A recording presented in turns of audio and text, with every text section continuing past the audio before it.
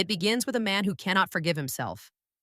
Once he had everything: love, success, a future that looked endless. But in one terrible moment, a single mistake took it all away.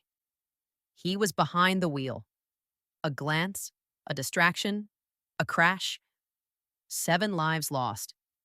And though the world called it an accident, he called it a sentence. From that day forward, he wasn't living, he was atoning. He made a plan: precise, deliberate, impossible to undo. He would save 7 lives to make up for the 7 he took. Not to erase his guilt, nothing could, but to balance the scale in whatever way he could before he was gone. So he searched, not for the rich, not for the powerful, for the kind, the deserving, the ones who had been crushed by the world and still found ways to smile. He became a ghost moving through other people's lives, testing them, studying them, quietly deciding who was worthy of a miracle.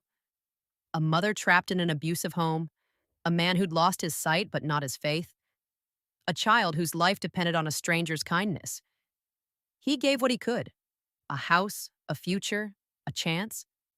And then he met her. She was sick. Her heart was failing, but she carried herself with warmth, humor, and grace, like someone who refused to let death win before it had to. He told himself she was just another name on his list, another life to save, but something in her made him stop running. For the first time in years, he laughed again. He let himself feel the sunlight, taste the small moments that used to mean nothing and now meant everything. He began to imagine something dangerous, the possibility of staying. But guilt doesn't fade. Love couldn't wash away the blood on his hands. And the closer he got to her, the louder the voice inside him screamed, "You don't deserve this."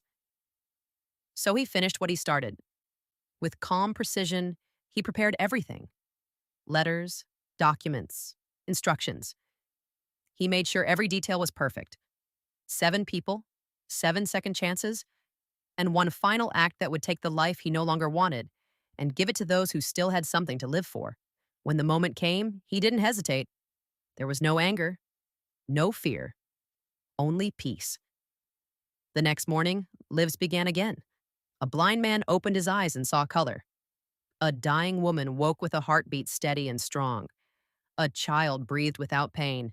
And the woman he loved, the one who taught him how to feel again, was saved by the very heart that had once been broken.